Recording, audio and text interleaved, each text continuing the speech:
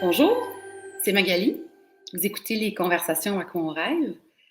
Dans la vie, mon travail, c'est d'accompagner les organisations dans le changement en provoquant des conversations, puis après ça, en accompagnant la mise en place des nouvelles solutions. Et avec ce balado, mon intention, c'est un peu similaire, c'est de donner la parole à différents leaders qui ont des rêves pour le futur, pour qu'on puisse co-créer ensemble un monde du travail du futur, une société qui nous ressemble et qui correspond aux rêves qu'on porte dans notre cœur. Le futur qui est en train de se dessiner, que ce soit le futur organisationnel, de comment on travaille dans le monde corporatif ou le monde du travail en général, ou la société, c'est l'affaire de tout le monde. Et c'est la même affaire qu'en vélo. Là où on regarde, ce à quoi on rêve, ça influence notre direction. Cette semaine, je suis très contente de pouvoir avoir une merveilleuse conversation avec Jean-Daniel Petit. Salut Jean-Daniel. Salut, Comment vas-tu? ça va très bien, toi? Ça va bien, merci. Je Fait que suis content Jean-Daniel, d'être là. je suis contente que tu sois là.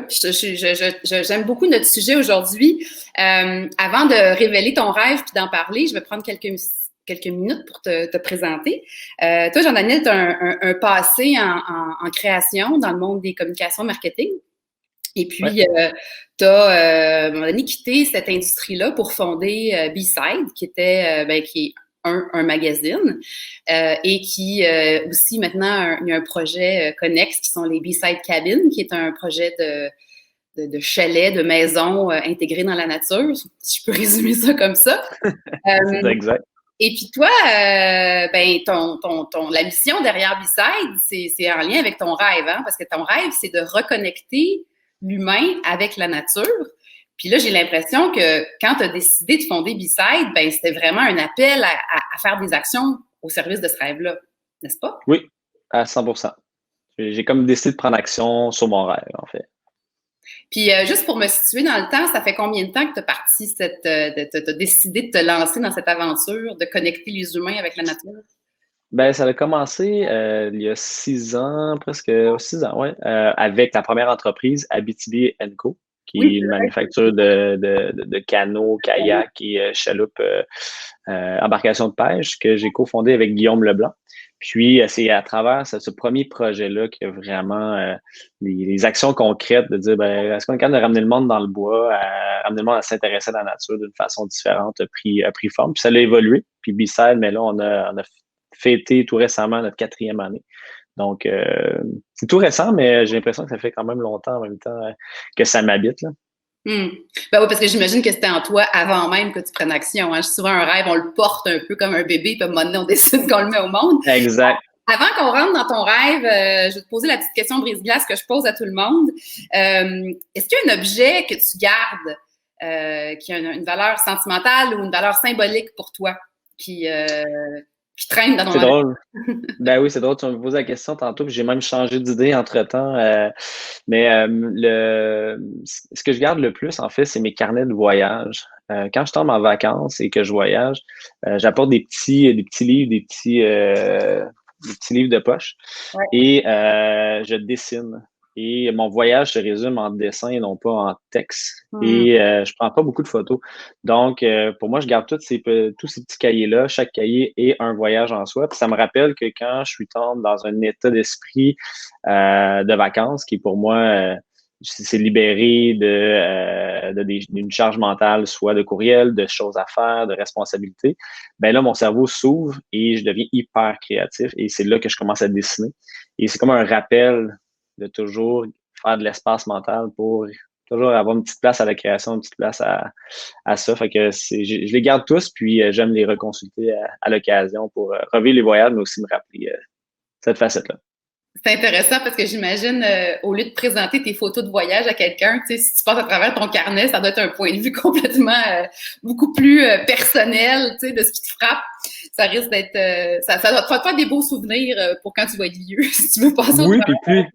plus granulaire, là, tu sais, une page complète, ça va être la bouteille de vin qu'on a bu, puis et non pas le restaurant. Fait que, tu sais, Ouais, je trouve que ça amène des anecdotes ou des éléments, ouais.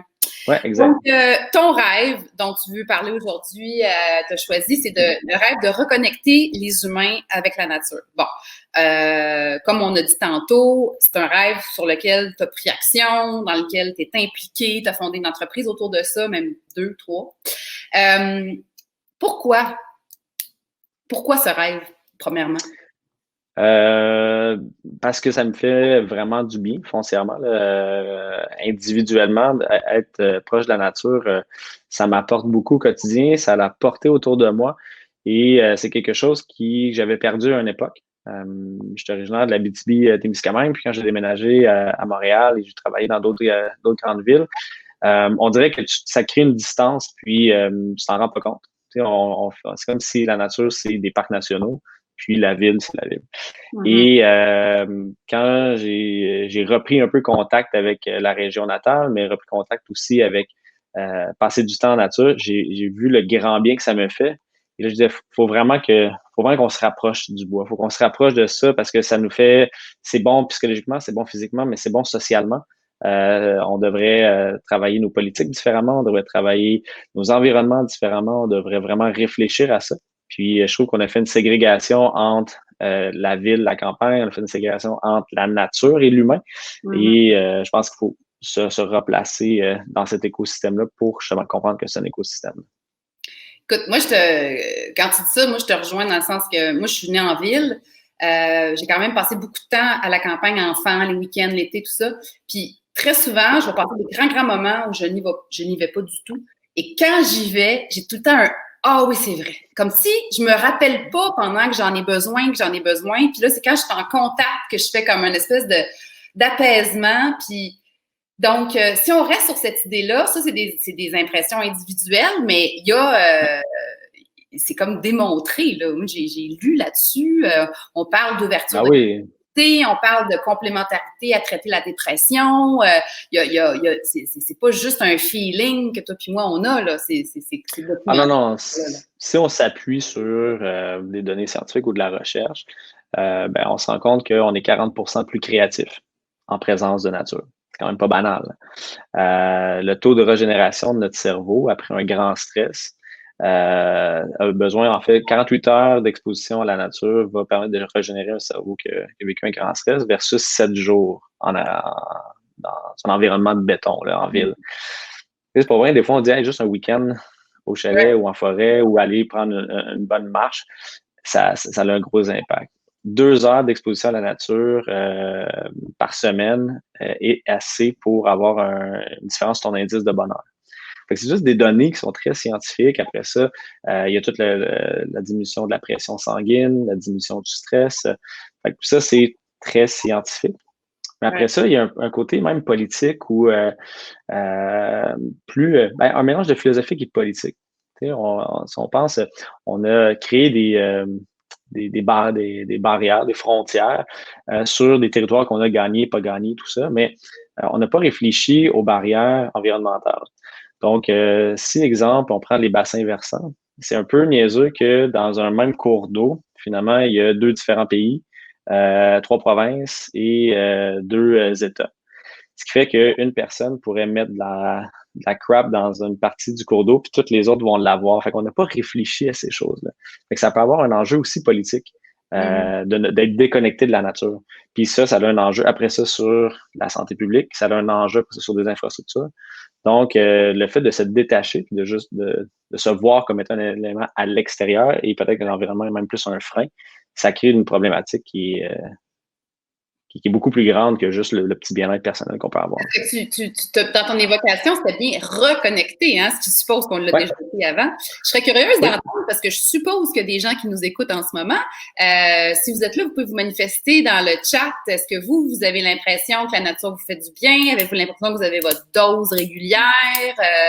Est-ce que vous êtes intéressé à vous demander comment on pourrait en avoir plus? Parce que, tu sais, moi, je t'écoute parler, puis il y a un point que je soulève, c'est la notion de la proximité. Est-ce qu'il faut absolument conduire 2 heures pour aller dans un parc national en plein milieu de la forêt ou tu crois, ou selon ce que tu as regardé dans la littérature, ben d'aller au parc Maisonneuve, par exemple, ça peut-tu faire la job?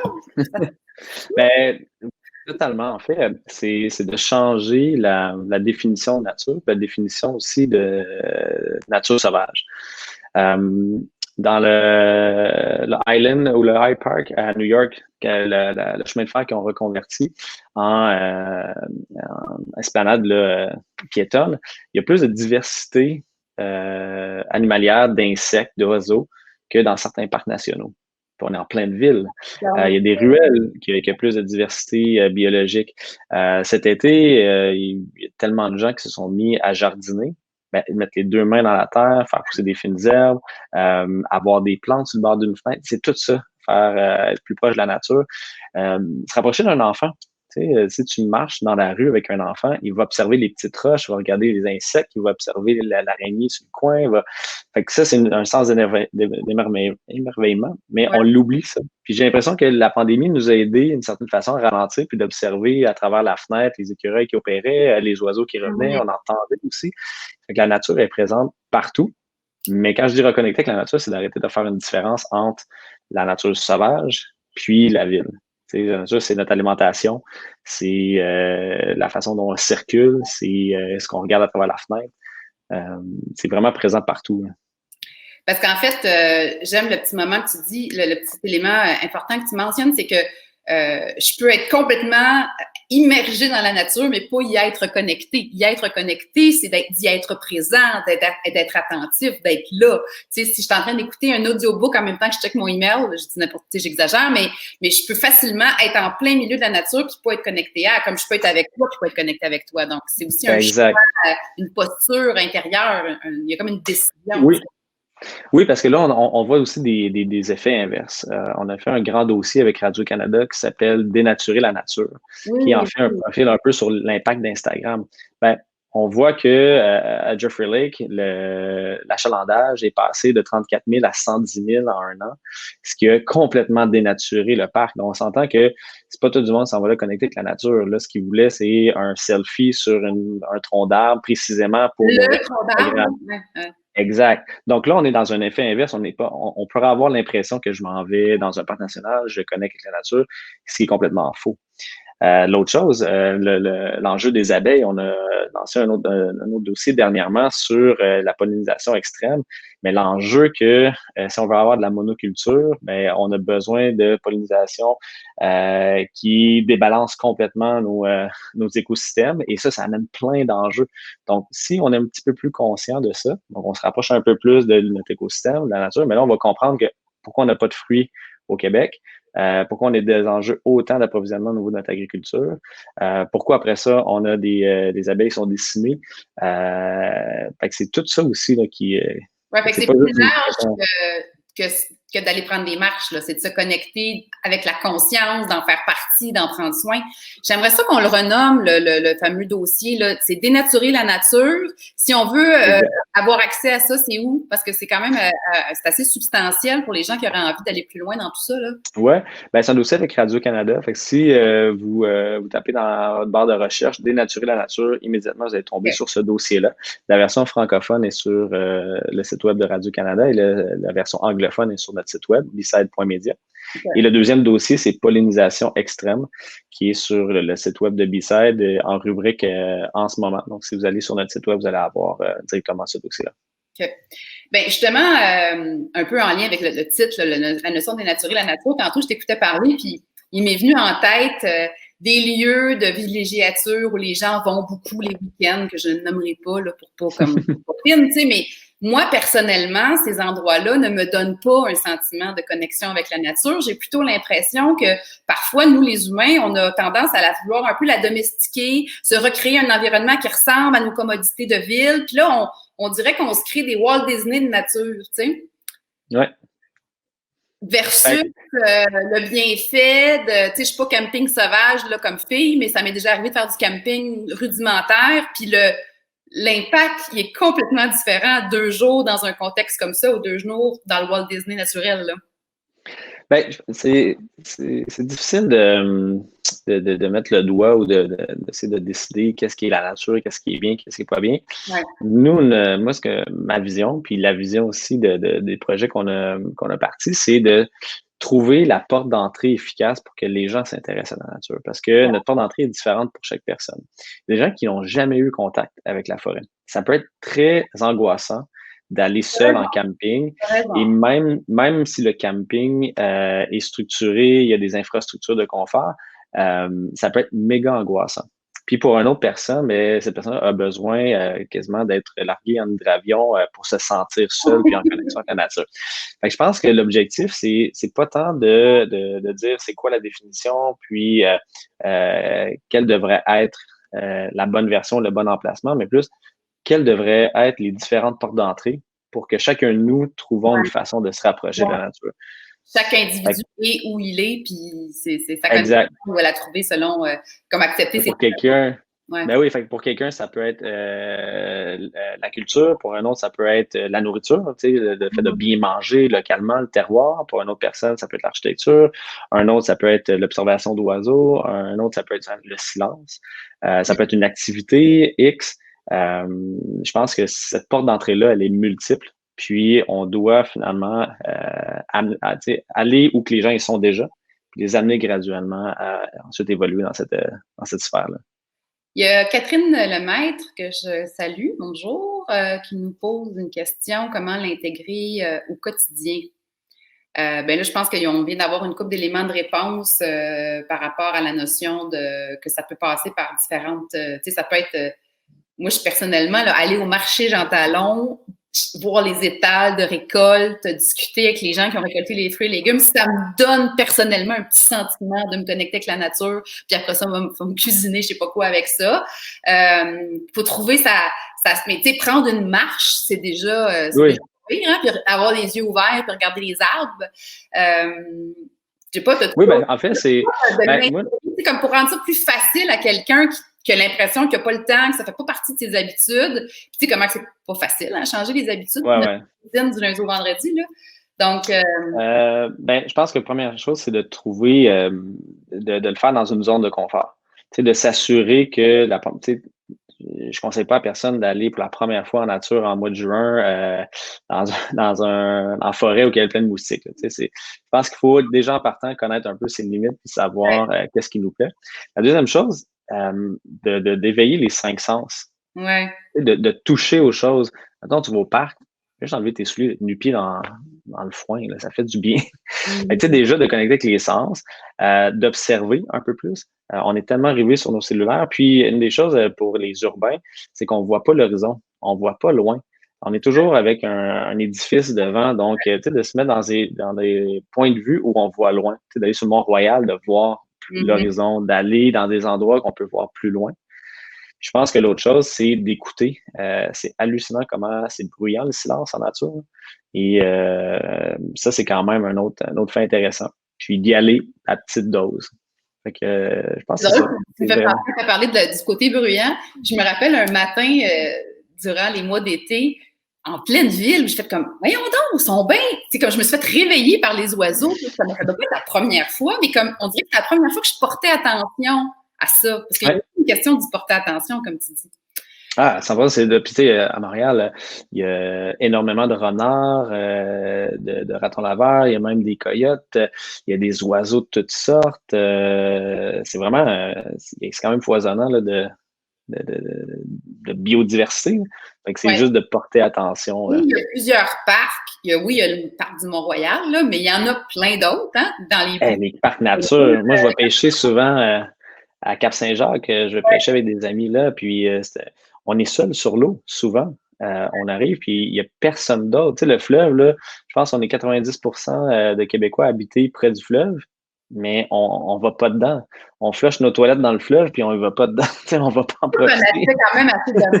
Hein, si on avait l'audace d'intégrer une petite dimension politique là-dedans, comment ça se fait que comme citoyen d'une île en plein milieu de cours d'eau, on n'ait pas plus d'accès, tu sais, il y en a, mais pas tant, là, tu sais, comme ça commence.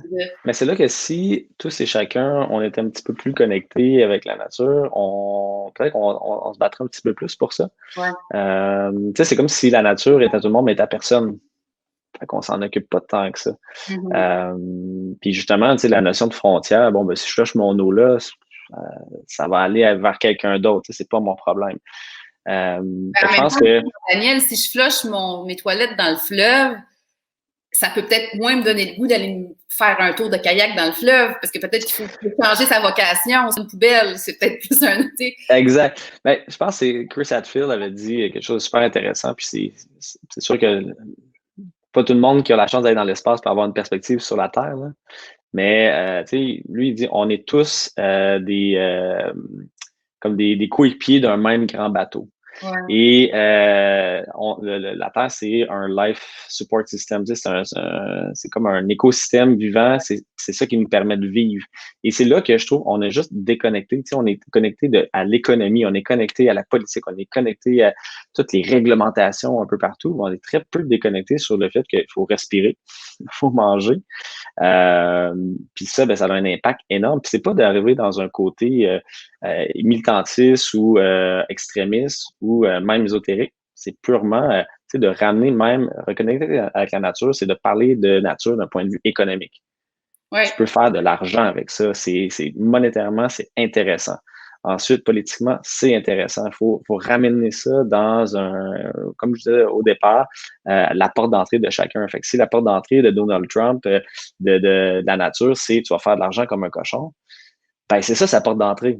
Puis il faut aller là, il faut parler de ça pour après ça amener les gens à dire ah, ben finalement, c'est vrai, ça a un impact, c'est intéressant, c'est important. Mais là, juste pour curiosité, là, quand tu dis que ça peut être payant, la nature, qu'est-ce que tu veux dire? Donne-moi un exemple concret.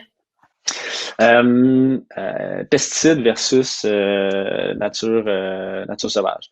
Donc, il y a eu des biologistes qui sont allés voir un agriculteur qui dépensait environ $1 million annuellement en pesticides pour enlever les insectes et tout, et qui étaient nuisibles à ses récoltes. Il dit, est-ce que tu me permets de favoriser l'intégration des chauves-souris dans ton écosystème?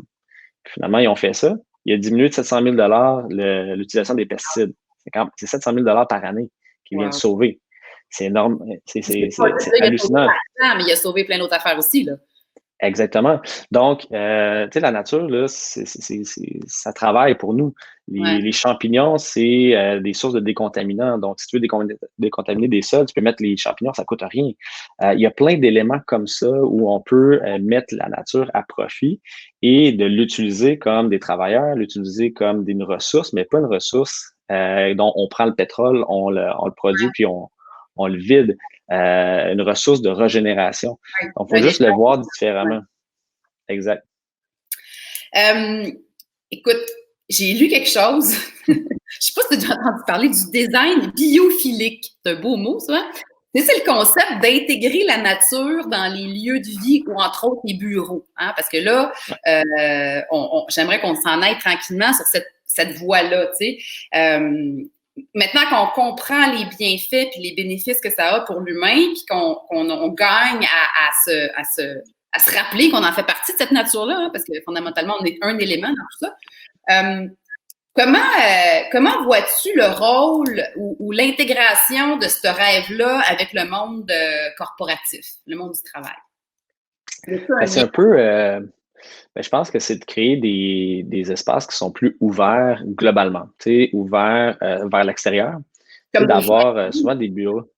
Oui, mais tu sais, des bureaux, des fenêtres, des grandes fenêtres, des prolongements, en fait, des prolongements de toutes sortes. Prolongement du regard vers l'extérieur, que finalement, tu lèves tes yeux de l'écran, tu es capable de voir au loin, qui est hyper sain pour ta vision. Mais aussi, tu es capable de errer un peu à travers la fenêtre, voir les saisons changer. Ça, c'est une autre chose. Le rapport à la saison en ville versus en campagne est très différent.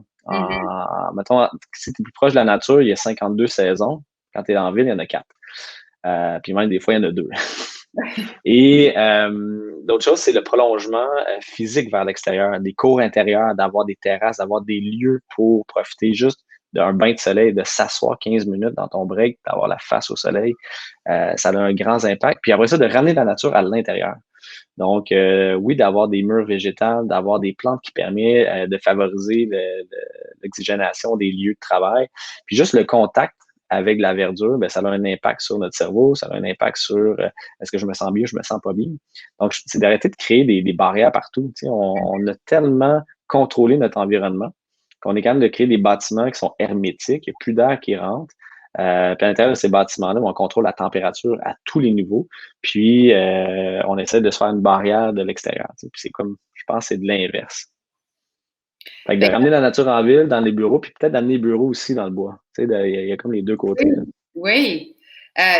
Encore plus en ce moment, tu sais, tu as vu comme moi, Jean-Daniel, comment les gens se questionnent sur ça va être quoi le bureau du futur, tu sais, maintenant qu'on a vécu ou qu'on va avoir vécu aussi longtemps avec beaucoup de gens en télétravail, comment on revoit les lieux physiques du bureau, à quoi ils servent. Je pense qu'ils vont inévitablement servir à des rassemblements, mais maintenant, on est loin des rangées de cubicules avec les fenêtres qui ouvrent pas puis la plante en plastique. Là. En fait, ça pourrait être tellement autre chose. Oui, vraiment.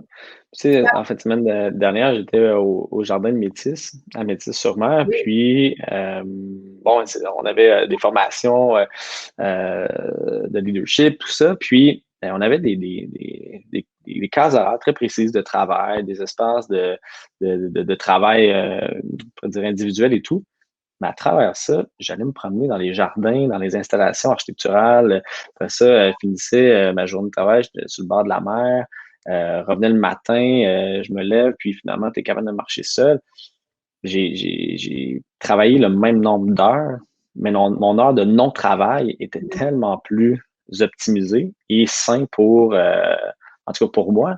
Et avec une bonne fibre optique, tu peux travailler de n'importe où.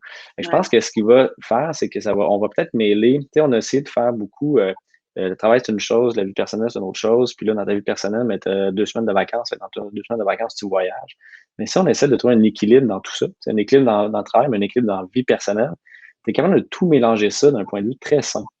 Je vais travailler en télétravail 2 semaines à Gaspé.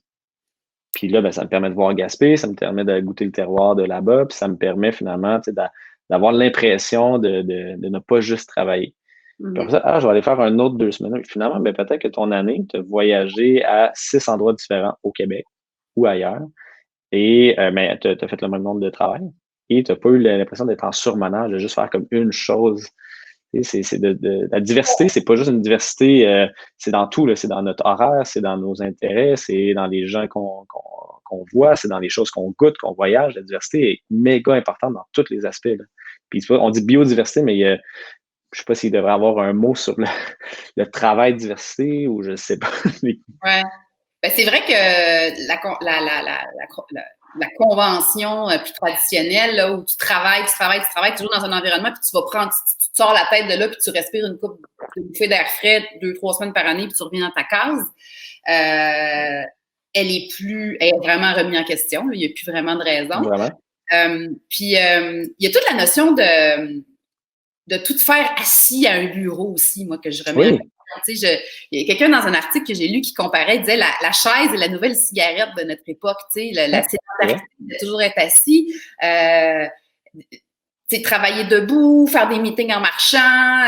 Tu sais, à la limite, toi puis moi, si on faisait pas un live avec du vidéo, on pourrait être en train de le faire, puis chacun est en train de marcher, puis de comme, tu sais, Oui, 100%. mouvement dans l'espace aussi, pour moi, c'est une façon aussi de se reprendre une place connectée dans la nature. Je sais pas si c'est un... Ah, vraiment?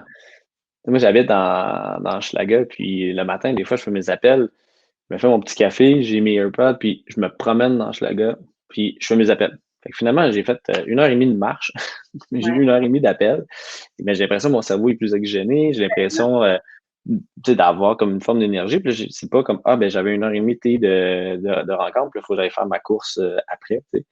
Tellement. Une façon, je sais pas qui nous demanderait comment l'intégrer. Ça, c'est une façon. Moi, personnellement, j'ai commencé à faire ça aussi dans les derniers mois. Puis, on dirait qu'au début, là, je vous dis, là, j'étais comme mal à l'aise, comme si c'était comme tricher de faire mon appel de travail en train de marcher dans les ruelles. Mais tu sais, finalement, quand tu fais ça dans des endroits où le bruit sonore est pas trop envahissant, je veux dire, why not? Il y en a pas. Puis là, ça, c'est une belle façon de faire un 2 pour 1. Moi, ça me régénère. Puis je suis convaincue que la créativité, puis l'enthousiasme, tu sais, parce qu'à un moment donné, là, on est tous un petit peu en écœurantite de faire des meetings devant des écrans, là. Donc, oui, puis c'est de mélanger vraiment, mettons, utilité à convivialité, mais aussi intérêt à ça. Tu sais, juste, on parle de faire un meeting, mais faire un petit apéro en marchant, là. tout à C'est ça, fait. une petite tasse utilisable, puis prends ta coupe de vin en marchant dans ton quartier, de juste redécouvrir que l'architecture, les arbres, Montréal est vraiment une magnifique ville pour ça. Même chose, aller au parc puis dire, en tout cas, on va manger au parc à soir, ou on va faire un apéro dans le parc, Il y a et des gens d'amener qui les. font vraiment souvent. Il y en a qui Oui, ont vraiment comme intégré ça dans leur vie, là, les pique-niques ou même les meetings d'équipe, même, OK, la distanciation, ça marche pareil. Comme exact. renouveler les façons de se connecter dans des endroits différents, je pense que ça change aussi la dynamique, ça change la créativité, ça change beaucoup de choses, là. Vraiment. Puis, tu sais, l'hiver, ben, tu sais, souvent, on va entendre, ah, l'hiver, j'aime pas ça, il fait froid, c'est la neige, tu sais. Mais si on se met dans une posture où c'est le fun, tu sais, une tempête de neige, là, c'est tellement agréable. On dirait que c'est comme une journée de congé d'école, là. Tout le monde est un peu excité, une frénésie. Mais si tu t'habilles convenablement avec des pantalons de neige, une bonne paire de bottes, des mitaines, c'est tellement le fun. Il y a un sentiment de communauté dans la rue, là. Tout le monde va s'aider à pelleter. Là, tu connectes avec ton voisin. C'est sûr que si tu essaies de scraper ta vitre de char avec une carte de crédit puis de pelleter avec un cup de Tim Avec une Hortons, boîte tu à n'aimeras pas talons l'hiver. Exact. Tu l'aimeras pas l'hiver, c'est sûr. Tu sais. Mais hauts. là, tu as pris volontairement une posture de dire, ben, moi, je m'habille comme si on était en été pour l'hiver, fait que je vais être grognon. Mais à l'inverse, tu sais, c'est de ramener le fun à l'intérieur de ça, de, ouais, de rendre ça agréable. Mettons qu'on rêve, là, puis qu'on fly, là. On Ouais. s'en donne pas de limite, là. On revient au monde du travail du futur.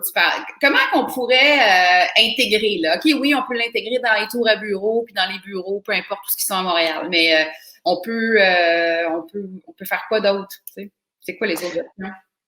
Ben, je pense que les autres options, c'est de démanteler aussi les bureaux. Tu sais, c'est des grosses entreprises, c'est pas obligé d'avoir 5000 places dans le centre-ville. Tu peux avoir des zones pilotes de dire, ben, on va avoir peut-être un bureau Ouais. exact, un bureau en Estrie, on va avoir un bureau dans la Naudière, on va avoir un bureau en Abitibi, à Baie-Joannette, et de finalement créer un pool monétaire qui était peut-être dire, ben, par année, on va dire, on dépensait 20 en bureau, en frais de bureau, papeterie, toutes ces choses-là. Mais là, cette année, on va en dépenser 10 pour le bureau physique. Et le 10 additionnel, on va le redistribuer différemment. Des coupons pour louer des Airbnb, aménager ton espace pour justement que ça soit agréable, pour faire des genres de retraites de travail par grappe d'équipe. Il y a Ouais. tellement de gens qui travaillent par petits groupes. Et je Mhm. pense que ça, c'est de juste arrêter de penser que le bureau, c'est un endroit qui est physique, stable, immuable, et de dire, ben, est-ce qu'on est capable de démanteler ce bureau-là, puis finalement, il est mobile. En tout cas, une chose que moi j'ai pu expérimenter ou en fait voir de mes yeux, c'est que on va prendre une planification stratégique, une affaire bien traditionnelle que tout le monde fait, la faire dans un environnement de nature ou versus dans un bureau au centre-ville avec des lumières en néon, le même groupe, les mêmes objectifs, la même façon de procéder, on n'arrive tellement pas au même résultat. Donc, Ben il non. y a des bienfaits évidents. J'ai l'impression aussi, ça c'est vraiment perceptuel, que les gens ne connectent pas de la même façon quand ils sont dans des environnements plus nature. Les Je suis relations d'accord. personnelles, les comportements sont pas les mêmes. On dirait, j'irais même jusqu'à dire que moi j'ai l'impression qu'on a comme plus accès aux vraies personnes versus le persona professionnel. Oui, je pense que tu as raison. Il y a les camps pour enfants est assez évocateur à ce niveau-là. Puis il y a Ouais. des jeunes enfants qui m'avaient partagé, qui ont travaillé sur un projet de camp de jour là, pour un client. Puis l'enfant m'avait partagé, il dit quand que je vais au camp de jour, il n'y a pas personne qui le sait si je suis pauvre ou je suis pas pauvre. Il n'y a pas personne qui le sait si j'ai des problèmes à l'école. Puis il n'y a pas personne qui le sait. Tu sais, je repars à neuf. Je suis ma nouvelle personne. Puis, tu sais, évolues tellement vite quand tu es enfant. Fait que la nouvelle personne à 5 ans qui arrive au camp de jour, il n'y a pas personne d'autre qui le connaît. Puis quand que je suis en maillot de bain, et Ouais, personne c'est qui sait égal. que j'ai. Tu sais, on est égal. Tu sais, on arrive un peu à l'essentiel. Puis c'est un peu la même chose quand tu arrives en nature, bien souvent, on va être en mou. Là, on va avoir nos jogging, notre coton watté, puis on n'est plus dans cette espèce de prestation-là, de costume C'est vrai. pour aller travailler. Et là, ça décontracte. Le stress aussi diminue instantanément. C'est vraiment, tout ça descend. Puis là, je suis un peu du coq à l'âne, mais dans des événements-là, souvent, on va faire des choses avec nos mains, ce Ouais. qu'on fait jamais. On est toujours en train de pitonner sur un ordi, mais la tête, juste de ramasser du bois pour faire ton feu, partir ton feu, faire ta guimauve, cuisiner un peu plus et une façon de reconnecter justement ou de ramener ça plus proche de notre quotidien, apprendre. Réapprendre à faire quelque chose. Réapprendre à faire du vélo, réapprendre à aller faire du canot, réapprendre à jardiner, apprendre à bûcher, apprendre à confectionner quelque chose. Je pense que la notion aussi d'apprendre, plus on vieillit, à un moment donné, on va moins à l'école ou on va plus à l'école. Notre apprentissage est plus au ralenti. Donc là, de retourner à un sentiment de hey, ça fait du bien d'apprendre quelque chose et de faire quelque chose avec ses mains, de mélanger savoir-être, savoir-faire, là, c'est super important dans cette relation-là. Il y a une anecdote qui me vient en tête, c'est une fois j'avais fait une espèce de off-site d'équipe, puis il y avait un moment donné où il y avait une randonnée en kayak. Et puis, il y a une fille du groupe qui était très, très craintive parce qu'elle avait déjà eu une mauvaise expérience. Puis, elle n'a pas trop parlé, mais à un moment donné, il y a un de ses collègues qui l'a vu. Puis, ça a été tellement puissant de voir la dynamique qui s'est créée quand le collègue a compris que son autre collègue dans le kayak à côté était moyen à l'aise. Il s'est mis comme à la guider, à l'accompagner. Il s'est créé un lien là entre ces deux personnes-là. Puis après ça, finalement, elle l'a comme avoué aux autres. Là, tout le monde a comme pris soin d'elle. C'était tellement magique, tu sais, comme de revenir à une base d'humanité là. Puis Puis ce gars-là qui l'avait un peu pris en charge au début, c'était comme le nouveau de la gang, tu sais, fait que comme ça lui a comme permis de prendre un rôle, prendre sa place dans l'équipe, tu sais, puis sous une autre forme, parce que il s'avérait que lui était à l'aise sur l'eau, puis il a su comment, tu sais, la rassurer sa collègue apeurée, tu sais. Si on aurait jamais dans un bureau, c'est non. Pas du tout. Puis c'est intéressant cette anecdote-là parce que ça démontre il y a une différence entre le leadership papier et le leadership fondamental ou d'expertise. Quand tu es dans un bureau, ben, tu dois respecter la hiérarchie. Puis là, ben, cette personne-là a un curriculum vitae impressionnant. Donc, c'est sûr que cette personne-là va être cadre et va avoir telle position, tel truc. Quand tu arrives dans le bois ou en nature, puis tu fais un lac à l'épaule ou un événement comme ça, c'est le vrai leadership qui sort. Donc, c'est pas le leadership de je suis ton patron, c'est je vais prendre, il y en a un qui va être plus caring, va prendre soin de l'autre, d'autres personnes vont être plus dans l'observation, des gens qui vont être beaucoup à l'avant, je vais prendre les devants. Puis un simple exercice de dire tu prends 5 personnes qui sont des gestionnaires, de dire préparer un repas ensemble en forêt, tu viens de voir complètement la dynamique changer. Il n'y a plus de hiérarchie qui était organisationnelle, c'est une hiérarchie quasiment primale de dire parfait, moi je pense ça. Puis ça fait du bien. Tu sais, ça fait du bien aux gens de voir aussi où ils se situent, puis comment ils se sentent, puis comment que ce leadership-là évolue. Oui, puis dans une situation comme ça, tu peux pas mentir, parce que là, la vérité est sortie. Là, donc, on a accès à la vraie affaire. Puis là, on peut travailler à partir de là, tu sais, parce que sinon, des fois, on ne travaille pas avec la vraie affaire. Il y a deux recommandations qui nous ont été faites. Il y a Sophie Reiss, salut Sophie, qui nous parle de voyager ici, donc au Québec, à Montréal, tout ça, et qui a le guide des parents voyageurs.com qui peut être une référence intéressante pour partir à l'aventure avec les enfants. Et il y a Sophie Julien qui, elle aussi, nous parle d'un site qui nous révèle différents quartiers de Montréal. Si on veut partir à l'aventure, changer de ruelle, par exemple, ça peut être super intéressant un samedi. Tiens, on s'en va dans Hochelaga Maisonneuve, on s'en va dans Verdun, parce que, quand on reste pas dans un quartier, des fois, il y a plein de choses à découvrir. Écoute, Jean-Daniel, on arrive rapidement vers la fin. J'aurais pu continuer super longtemps avec toi. Moi, ce qui me frappe là dans ce qu'on a eu comme conversation, c'est vraiment le fait que à la base, on en fait partie de cette nature-là. Puis comme se reconnecter, c'est d'abord s'en souvenir, puis de s'ouvrir. J'aime beaucoup les différents aspects que tu as couverts dans comme c'est pas nécessairement juste prendre des marches ou aller faire du canot, ça peut être de cuisiner, ça peut être de se mettre les deux doigts dans la terre puis planter des fleurs. Puis je pense aussi on en a parlé, mais s'il y a une affaire que j'aimerais qu'on retienne aussi, c'est que je pense, moi, fortement que les organisations ont intérêt à inclure ça dans leur réflexion du futur, surtout au moment où on est là, parce que les gens en ont besoin. Puis ils vont en avoir besoin encore plus après 6-9 mois de télétravail puis des rencontres Zoom sans arrêt. Mais toi, mon cher, si je te laisse le mot de la fin et que je te demande s'il y avait une seule chose que tu veux qu'on retienne ou si tu as un seul message que tu veux passer ou un conseil à nous donner, ça serait quoi par rapport à ton rêve?